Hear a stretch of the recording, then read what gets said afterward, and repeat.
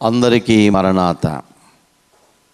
ప్రభునందు ప్రియమైన దేవుని పిల్లారా, మరి మొదటిగా పేతురు గారిని ప్రభు అడిగిన ప్రశ్న, పేతురు, నీవు నన్ను ప్రేమించుచున్నావా అనంటే పేతురు గారు జవాబు చెప్పాడు, అవును ప్రభువా, నేను నిన్ను ప్రేమిస్తున్నాను అనే అంశం మీద మనం ఎవరిని ప్రేమించాలి అని, దేనిని ప్రేమించాలి అని ఆలోచించినప్పుడు మనం పరిశుద్ధ గ్రంథంలో నుండి మొదట అన్నిటికంటే అందరికంటే ఎక్కువగా మనం దేవుని ప్రేమించాలి అని ధ్యానం చేశాం. రెండవదిగా ఎవరిని మనం ప్రేమించాలి దేవుని తర్వాత అనంటే పొరుగువారిని ప్రేమించాలి. Love your neighbours. లేవియ కాండం 19:18, కీడుకు ప్రతి కీడు చేయకూడదు, నీ ప్రజల మీద కోపముంచుకొనక నిన్ను వలె నీ పొరుగువానిని ప్రేమింపవలెను, నేను యెహోవాను అని సృష్టికర్త అయిన దేవుడు మన పితరులతో చెప్పారు. అదే విషయం నికోదేము ప్రభుని అడిగాడు. ఆజ్ఞలలో ప్రధానమైనది ఏంటంటే 10 ఆజ్ఞలను ప్రభు 2 ఆజ్ఞలుగా చూపించి, మొదట నీ దేవుడైన యెహోవాను ప్రేమించాలి పూర్ణ హృదయముతో, పూర్ణాత్మతో, పూర్ణ వివేకముతో, పూర్ణ బలముతో అని చెప్పాడు. రెండవదిగా ప్రభు చెప్పిన మాట, రెండవ ఆజ్ఞ, నిన్ను వలె నీ పొరుగువారిని ప్రేమించాలి అని ప్రభు చెప్పారు. మన పొరుగువారిని ప్రభు తర్వాత, దేవుని తర్వాత మనము పొరుగువారిని ప్రేమించవలెనని బైబిల్ మనకి చాలా తేటగా చెప్తుంది. పరిశుద్ధ గ్రంథములో నుండి గలతీయులకు రాసిన పత్రిక 5వ అధ్యాయం 14వ వచనం, ధర్మశాస్త్రమంతయు నిన్ను వలె నీ పొరుగువానిని ప్రేమించుము అను ఒక్క మాటలు సంపూర్ణమై ఉన్నది. ప్రభు కూడా మత్తయి సువార్త 22:39లో నిన్ను వలె నీ పొరుగువాన్ని ప్రేమింపాలనను 2వ ఆజ్ఞయు దాని వంటిదే. కాబట్టి మన పొరుగు ఉన్న వారిని, ఈ సొసైటీలో మన ఇరుగు పొరుగునున్న వారిని మనం ప్రేమించాలి. ఎలా ప్రేమించాలి అని అనగా, మంచి సమరయుని కథలో ప్రభు చెప్పిన ఉపమానాన్ని మనం జ్ఞాపకం చేసుకుందాం. యెరూషలేము నుంచి యెరికోకు వెళ్ళిపోతున్నటువంటి ఒక వ్యక్తి దొంగల చేత కొట్టబడి, కొరప్రాణంతో దారి ప్రక్కన పడవేయబడినప్పుడు అక్కడ మొదటగా వెళ్ళినటువంటి 2 వ్యక్తులు మనకు తెలుసు. వారు, ఒకడు లేవీయుడు, రెండవది యాజకుడు. మూడవది మంచి సమరయుడు ఆ దారిని పోతూ ఆ వ్యక్తిని చూచి దిగి, మరి అతని గాయాలు కట్టి నూనె ద్రాక్షారసం గాయముల్లో పోసి అతను పూటకూళ్ళు వానికి అప్పచెప్పాడు. వీరిలో ఎవరు పొరుగువారు అని అంటే, ఇదిగో మంచి సమరయ, గుడ్ సమరిటన్. మనం పొరుగువారిని ప్రేమించాలి. అది బైబిల్ చెప్తున్న శ్రేష్టమైనటువంటి మాట. దేవుని తర్వాత మన పొరుగువారిని, ఇది బైబిల్లో ఆజ్ఞలలో 2వది, ఇది కూడా మొదటి ఆజ్ఞ వంటిదే అని చెప్పారు. మూడవదిగా మనం గమనించినట్లయితే శత్రువులను ప్రేమించాలి. Love your enemies. మత్తయి సువార్త 5వ అధ్యాయం 44వ వచనం, నేను మీతో చెప్పినదేమనగా, మీరు పరలోకమందున్న మీ తండ్రికి కుమారులైండునట్లు మీ శత్రువులను ప్రేమించుడి, మిమ్మల్ని హింసించే వారి కొరకు ప్రార్థన చేయడి. కాబట్టి ఇది సాధ్యమేనా? ప్రభువైన యేసుక్రీస్తు వారు ఆయన ఏదైతే చెప్పాడో, బోధించారో, అది ప్రాక్టికల్గా సిలువలో చూపించారు. తను హింసించే వారిని, ఆ రోమీలైన సైనికుల్ని, అలాగే యూదులైనటువంటి స్వజనుల్ని, అన్యజనాంగాల్ని, ఆయనను దూషిస్తూ అవమానస్తూ కొట్టుతూ చంపుచున్నప్పటికీ వారిని ప్రేమించి ప్రభు అన్నాడు, తండ్రి వీరేమి చేయుచున్నారో వీరెరుగురు కనుక వీరిని క్షమించమన్నాడు. కాబట్టి ఆయన ప్రేమతోనే క్షమించగలిగాడు. ఇది మనుషులుగా మనకు అసాధ్యంగా ఉండవచ్చు, కానీ మనం చేయగలిగిన రోజు అది ఎంతో బ్లెస్సడ్ అనుభవం, చాలా ఆశీర్వాదకరమైన అనుభవం.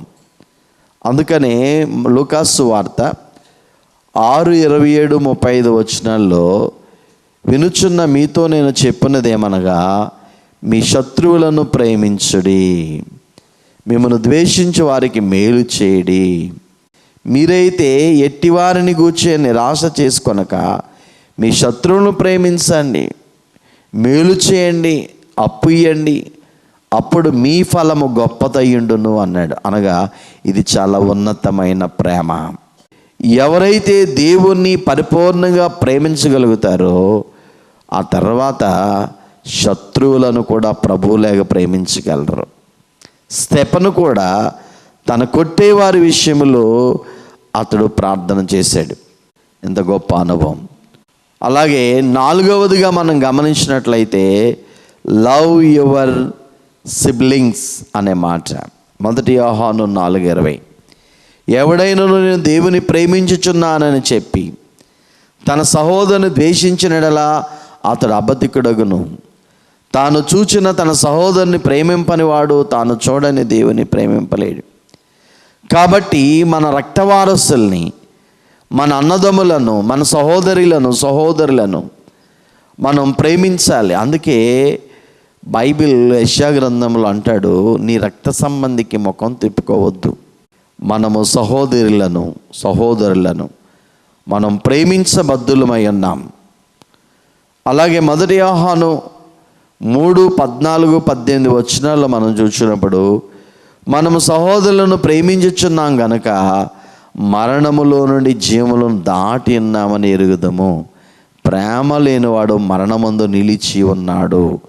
కాబట్టి మనము సహోదరులైన వారిని ప్రేమించాలి అనేది ప్రభు యొక్క ఉద్దేశమైనది. ఎలా ప్రేమించాలి? 1 యోహాను 3:14-18 వచనాల్లో, చిన్నపిల్లలారా మాటతోనూ నాలుగుతోనూ కాక క్రియతోనూ సత్యముతోనూ ప్రేమించాలి. మనం మాటతో కాక, నాలుకతో కాక, క్రియతో, మనం క్రియలలో చూపించాలి ఆ ప్రేమ. యోహాను 13:34-35 వచనాల్లో, మీరు ఒకరినొకరు ప్రేమింపవాలని మీకు క్రొత్త ఆజ్ఞించుచున్నాను, నేను మిమ్మల్ని ప్రేమించినట్టే మీరును ఒకరినొకరు ప్రేమింపవలెను, మీరు ఒకని ఎడల ఒకడు ప్రేమ గలవారైన ఎడల దీనిని బట్టి మీరు నా శిష్యులని అందరూ తెలుసుకుందరే. మనము ప్రభువులే ప్రేమించాలి. ప్రభు ప్రేమ లోపము లేనిది, స్వార్థము లేనిది. ప్రభు ప్రేమలో మనం గమనించినట్లయితే అది శ్రేష్టమైన అగాపే ప్రేమ. ఆ ప్రేమ శరీర సంబంధమైంది కాదు, ఆత్మ సంబంధమైంది. మనము అలాగే మన సహోదరులను ప్రేమించాలి.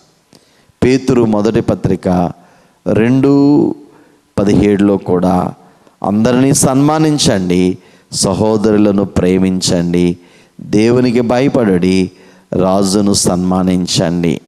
పేతురు 1 పత్రిక 4:8లో కూడా, ఒకని ఎడల ఒకడు, అన్నిటికంటే ముఖ్యంగా ఒకని ఎడల ఒకడు మిక్కుటమైన ప్రేమ గలవారే అనండి. మిక్కుటమైన ప్రేమ, చాలా గొప్ప ప్రేమ, ఎక్కువ ప్రేమ ప్రభు తర్వాత మన సహోదరులకు చూపించాలి. రోమ 12:10లో సహోదర ప్రేమ విషయంలో ఒకని యందు ఒకడు అనురాగము గలవారై, ఘనత విషయంలో ఒకరినొకడు గొప్పగా ఎంచండి. ప్రేమ విషయంలో, సహోదర ప్రేమ విషయంలో ఒకరి పట్ల ఒకరు అనురాగం కలిగి ఉండాలి. 5వదిగా మనం గమనించినట్లయితే లవ్ స్ట్రేంజర్స్. ద్వితీయోపదేశకాండం 10:18-19, పరదేశులను ప్రేమించాలి. ఆయన తల్లిదండ్రులు లేని వారికిని విధవరాలికిని న్యాయము తీర్చి పరదేశీ యందు దయించి అన్నవస్త్రములు అనుగ్రహించేవాడు. మీరు ఐగుప్తులో పరదేశులుగా పరదేశిని జాలి తలచడి. పరదేశి అనగా ఎవరు? మన దేశస్థులు కానివారు. వారిని మనం ప్రేమించాలి. అలాంటి వారు మన దగ్గరికి వచ్చినప్పుడు, మన ఆశ్రయాన్ని కోరినప్పుడు వారి పట్ల మనము ప్రేమను కనపరచాలి. 6వదిగా భార్యాభర్తలను ప్రేమించుకోవాలి. Marital love, ఎఫెసీ 5:25-27.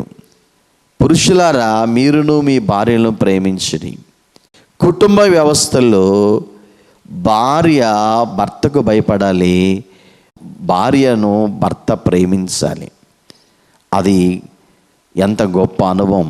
ఎలాగా యేసు ప్రభు ఎలాగైతే సంఘాన్ని ప్రేమించాడో అలాగే భార్యను కూడా ప్రేమించాలి.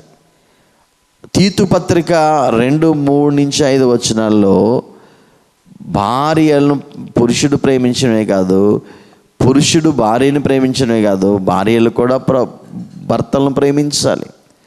అలాగనే వృద్ధ స్త్రీలు కొండిగత్తులను మిగుల మద్యపానాసక్తుల ఎండక ప్రవర్తన యందు భయభక్తులు గల వారి ఎండ వలన దేవుని వాక్యము దూషింపబడినట్లు యవ్వన స్త్రీలు తమ భర్తలకు లోబడి ఉండి తమ భర్తలను శిశువులను ప్రేమించువారును స్వస్థ బుద్ధి గలవారును పవిత్రులను ఎంట ఉండి పని చేసుకుని వారిని మంచివారిని ఎండవలనని బుద్ధి చెప్పుచు మంచి ఉపదేశము చేయవారిని ఎండవలని బోధించుము. భార్యలు భర్తకు లోబడ్డమే కాక భర్తలను శిశువులంటే పిల్లలను ప్రేమించాలి. ఇది కుటుంబ వ్యవస్థలో మంచి ఉపదేశము చేయవారని ఎండవలని బోధించము అనే మాట. భార్యాభర్తలు, పిల్లలు కుటుంబ వ్యవస్థలో ప్రేమించుకోవాలి. ఇది దేవుని యొక్క వాక్యము మనకు వివరిస్తోంది. 7వదిగా దైవజనులను ప్రేమించాలి. Love the servants of God. 1 తెస్సలోనికలకు రాసిన పత్రిక 5:12-13. మరియు సహోదరులారా, మీలో ప్రయాసపడుచు ప్రభువునందు మీకు పైవారయండి, మీకు బుద్ధి చెప్పువారిని మన్నన చేసి వారి పనిని బట్టి వారిని ప్రేమతో మిక్కిలి ఘనముగా ఎంచవాలని వేడుకొనుచున్నాను. మరియు ఒకరితోనొకడు సమాధానంగా ఉండండి. సహోదరులారా, మీరు ప్రభువునందు బహుగా ప్రయాసపడుచున్నటువంటి ఆ దైవజనులను దైవ సేవకులైన వారిని మనము మిక్కిలి ఘనముగా ఎంచి వారినట ప్రేమించాలి. దైవ సేవకులను దూషిస్తారు చాలామంది. దైవ సేవకులను ప్రేమించలేకపోతూ ఉంటారు. ఎందుకని? వారు హెచ్చరించారని, వారికి బోధ నచ్చలేదని వారిని ద్వేషిస్తూ ఉంటారు. కానీ దేవుని సేవకులను ప్రేమిస్తే దేవుని ప్రేమించినట్టే. అది ఎన్నడూ మర్చిపోరాదు. మన ఆత్మీయ తల్లిదండ్రులను, మన సంఘ కాపరిని మనము ప్రేమించాలి. మిక్కిలి ఘనముగా ఎంచుచు వారిని ప్రేమించాలి. పరలోక సేవ అనగా గవర్నమెంట్ సర్వెంట్ కంటే గాడ్ సర్వెంట్ గొప్పవాడు. లోకములో అన్ని ఉద్యోగాల కంటే గొప్ప ఉద్యోగం ఏదంటే సర్వోన్నతుడైన దేవుని ఆ శ్రేష్టమైన పని. దేవుడు గర్భములో ఉండగానే, పిండములో ఉండగానే, జగత్పునాది వేయబడక మునిపే ప్రభు తన వారిని తన సేవ చేయడానికి సేవకులను ఎన్నుకున్నాడు. మనము దైవ సేవకులను ప్రేమించాలి. 8వదిగా తల్లిదండ్రులను ప్రేమించాలి. Love and honour parents. నిర్గమకాండం 20:12. నీ దేవుడని యెహోవా నీకు అనుగ్రహించే దేశంలో నీవు దీర్ఘాయుష్మంతున్నట్లు నీ తండ్రిని నీ తల్లిని సన్మానించు. సన్మానించడం అంటే ప్రేమించడమే, గౌరవించడమే, వారిని అన్ని విధాలుగా ఆదరించడమే. మన తల్లిదండ్రులను, వృద్ధాప్యంలో వచ్చిన తల్లిదండ్రులని ఈరోజు పిల్లల్ని కన్ని పెంచి పెద్దవారిని చేసి, ప్రయోజకులను చేసి, గొప్ప ఇంజనీర్నో డాక్టర్నో లేకపోతే గౌరవప్రదమైన ఉద్యోగిగా చేసి స్థిరపరిచి పెళ్లి చేసి అన్నీ చేసిన తర్వాత వృద్ధాప్యం వచ్చినప్పుడు ఈరోజు తల్లిదండ్రులను నిర్లక్ష్యం చేసి వారిని అనాథ శరణాలయంలోనూ వృద్ధాశ్రయంలోనూ విడిచిపెట్టేస్తున్నారు. ఇది ఎంతో విచారకరమైంది. ఇది నేటి సమాజంలో 90% అబౌవ్ ఇలాగే జరుగుతుంది. చాలా దుఃఖకరమైన విషయం. చాలా వేదనతో నేను ఈ మాట చెప్తూ ఉన్నాను. ఎంత విచారం అండి. ఆలోచన చేయండి. ఎఫెసీ 6వ అధ్యాయంలో 1వ వచనంలో, పిల్లలారా ప్రభునందు మీ తల్లిదండ్రులకు విధేయులయ్యండి, ఇది ధర్మమే. నీకు మేలు కలుగునట్లు నీ తండ్రిని నీ తల్లిని సన్మానింపము, అప్పుడు నీవు భూమి మీద దీర్ఘాయుష్వంతుడగదువు. ఇది వాగ్దానంతో కూడిన ఆజ్ఞలలో మొదటిది. కాబట్టి తండ్రిని తల్లిని ప్రేమిస్తున్నామంటే అర్థం ఏంటంటే వారిని సన్మానించడమే. మనము వారిని గౌరవించాలి. 9వదిగా దీనులను అనాథులను ప్రేమించాలి. Love the needy. సామెతల గ్రంథం 14:31. దరిద్రుని బాధించేవాడు వానిని సృష్టికర్త నిందించేవాడు, బేదను కనికరించేవాడు ఆయన గణపరచేవాడు.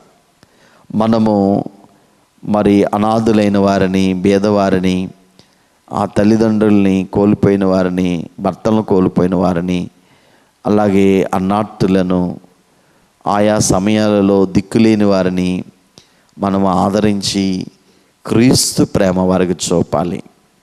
అసలు నిజమైన భక్తి అంటే ఇదే. యాకోబు 1వ అధ్యాయం 27వ వచనంలో అంటాడు, తండ్రైన దేవుని ఎదుట పవిత్రమును నిష్కలంకమైన భక్తి ఏదనగా దిక్కులేని పిల్లలను, విధవరాండ్రను వారి ఇబ్బందుల్లో పరామర్శించుటయు, ఇహలోక మాలిన్యము తనకంటకుండా తను కాపాడుకొనుటయునే. ఆకలి బాధలు ఉన్న వారికి ఆహారం ఇచ్చుట, వస్త్రహీనులకు వస్త్రం ఇచ్చుట,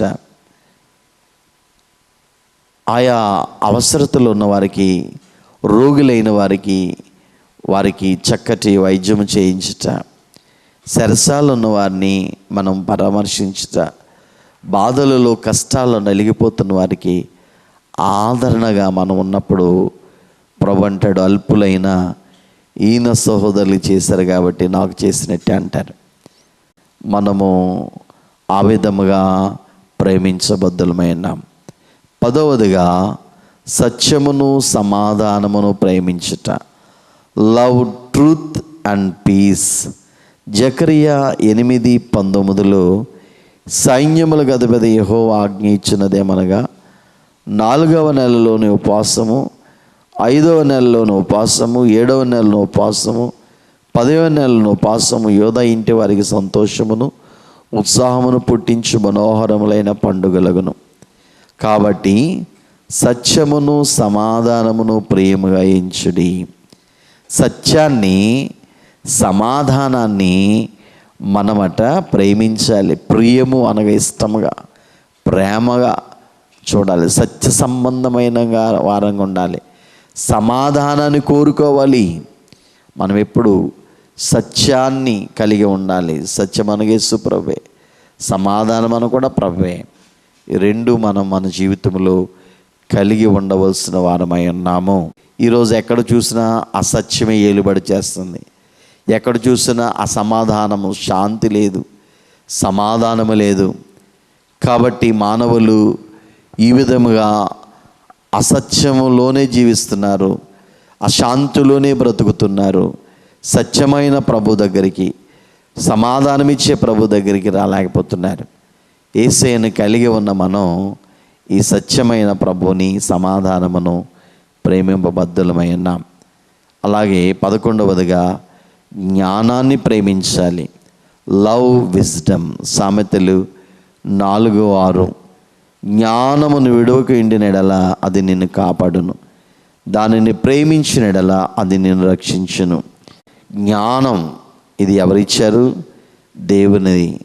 కాబట్టి దైవ జ్ఞానాన్ని మనము కలిగి ఉండాలి, దైవ జ్ఞానాన్ని మనం ప్రేమించాలి.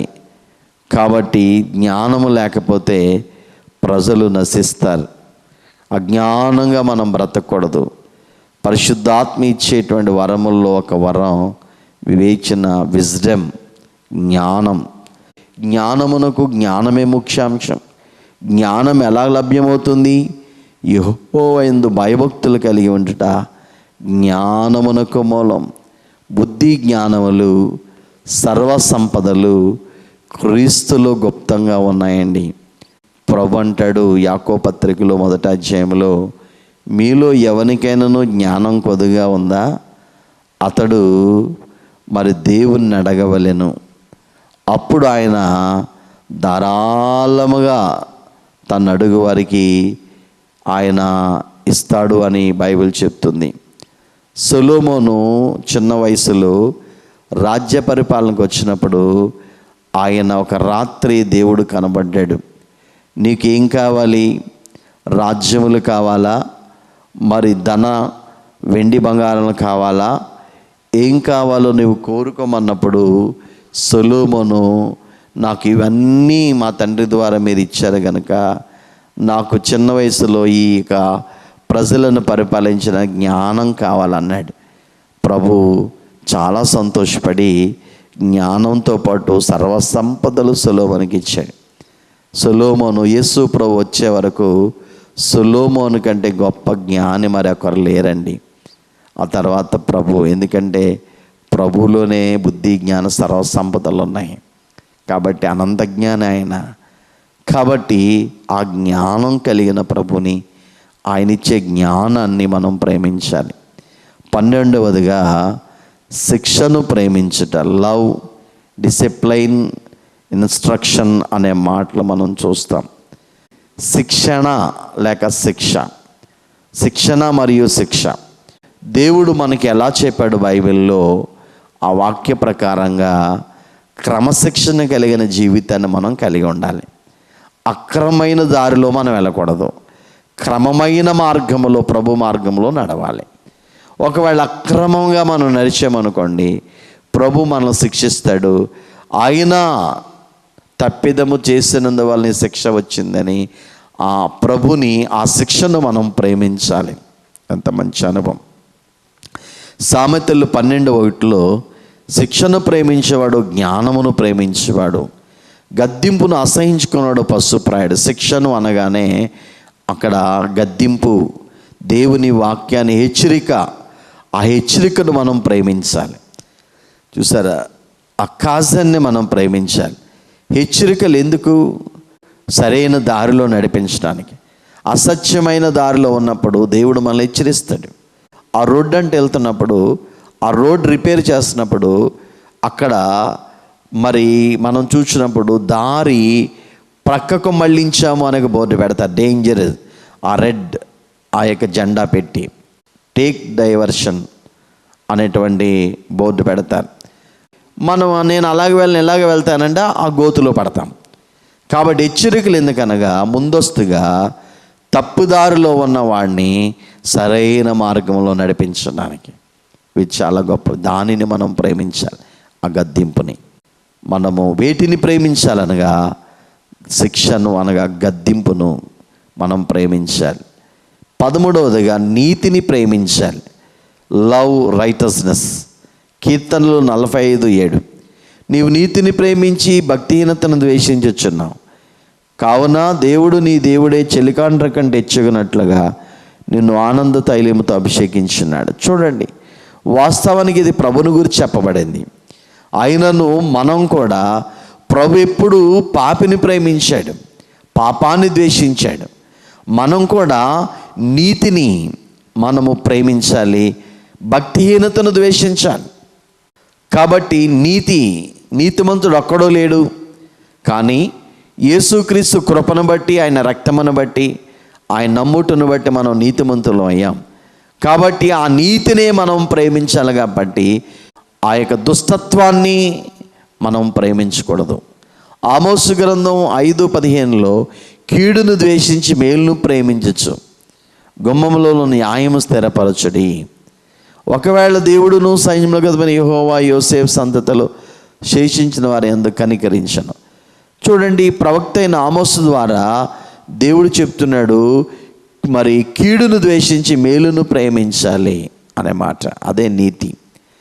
ఎలా ప్రేమించాలి? మాటతో కాక సత్యముతో, క్రియతో మనం ప్రేమించాలి. మొదట చెప్పుకున్నట్లుగా యోహాను మొదటి పత్రిక 3:18, చిన్నపిల్లారా మాటతోనూ నాలుకతోనూ కాక క్రియతోనూ సత్యముతోనూ ప్రేమించాలి. మరి ప్రేమించేవారినే ప్రేమిస్తే ఏమి లాభం? మత్తయి 5:46లో, మీరు మిమ్మును ప్రేమించేవారినే ప్రేమించిన యెడల మీకేమి ఫలం కలుగును? సుంకరులను అలాగూ చేయుచున్నారు కదా. అవును, మనం ప్రేమించేవారినే ప్రేమిస్తే ఏంటి ఫలితం? ఒకసారి ఆలోచించండి. ఏమి ఫలితం లేదు. లూకా 6:32-35, మిమ్మును ప్రేమించేవారినే మీరు ప్రేమించిన యెడల మీకు ఏం మెప్పు కలుగును? పాపులను తమను ప్రేమించేవారిని ప్రేమింతురు కదా. మనము ప్రేమించేవారినే ప్రేమిస్తే ఏ విధమైన ఫలితం ఉండదు. ఎవరిని ప్రేమించాలి? తిరిగి మనల్ని ప్రేమించలేని నిస్సహాయులను మనం ప్రేమించాలి. మేలు చేయవారికి మేలు చేసిన మీకు ఏం మెప్పు కలుగును? పాపులను అలాగ చేతురు కదా. మీరు ఎవరెవరైతే మరలా పుచ్చుకొని నిరీక్షింతురు వారికి అప్పు ఇచ్చిన యెడల మీకు ఏం మెప్పు కలుగును? పాపులను తాము ఇచ్చినంత మరలా పుచ్చుకొని వాళ్ళని పాపులకు అప్పు ఇచ్చుదురు కదా. మీరైతే ఎట్టి వారిని గూర్చి నిరాశ చేసుకొనక మీ శత్రువులను ప్రేమించే మేలు చేయండి, అప్పిడి, అప్పుడు మీ ఫలం గొప్పది ఉండడం. మీరు సర్వోన్నతుని కుమారుల ఎందురు, ఆయన కృతజ్ఞత లేని వాని ఎడల దుష్టుల ఎడల ఉపకారి అన్నాడు. కాబట్టి ప్రభునందు ప్రేమ దేవుని పిల్లారా, మనము ప్రేమించేవారిని ప్రేమించినట్లయితే ఏమాత్రం ఉపయోగం లేదండి. మనము ఎవరిని ప్రేమించాలో, ఎలా ప్రేమించాలో బైబిల్లో చక్కగా మనం వివరించుకున్నాం. ప్రతిఫలం ఉండదు అన్నమాట. మత్తయి సువార్త 5:47లో, మీ సహోదరులకు మాత్రం వందనం చేసిన యెడల మీరు ఎక్కువ చేయుచున్నదేమి? అన్యజనులను అలా చేయుచున్నారు కదా అంటాడు. మనము ప్రేమించేవారిని ప్రేమించకూడదు. ఎవరిని ప్రేమించాలి అనగా, మొదటగా అన్నిటికంటే అందరికంటే ఈ లోకంలో ఎక్కువగా నీ కొరకు ప్రాణం పెట్టిన, నిన్ను సృష్టించిన నీ దేవుడిని, సృష్టికర్త నిజదేవుడిని, ప్రభుని ప్రేమించాలి. ఇది మొదటి ఆజ్ఞ. రెండవదిగా పొరుగువారిని ప్రేమించాలి. ఇది రెండవ ఆజ్ఞ. మూడవదిగా శత్రువులను ప్రేమించాలి. నాలుగవది సహోదరులను ప్రేమించాలి. ఐదవదిగా పరదేశులను ప్రేమించాలి. ఆరవదిగా భార్యాభర్తలు ప్రేమించుకోవాలి. ఏడవదిగా దైవజనులను, సేవకులను ప్రేమించాలి. ఎనిమిదవదిగా తల్లిదండ్రులను, పిల్లలు ప్రేమించాలి. దీనులను, అనాథులను మరి అన్నార్తులను ప్రేమించాలి. మనం సత్యమును, సమాధానం ప్రేమించాలి. జ్ఞానాన్ని ప్రేమించాలి. శిక్షను ప్రేమించాలి. గద్దింపును ప్రేమించాలి. నీతిని ప్రేమించాలి 13వదిగా. ఇలా మనము ప్రేమిస్తూ ప్రభు చెప్పినట్లుగా జీవిస్తూ ఆ ప్రేమను కలిగి ప్రభు రాకడ సిద్ధపడే ధన్యత పరిశుద్ధాత్మ తండ్రి మనకట్టి దీవెన ప్రసాదించును గాక. ఆమేన్. మరణాత.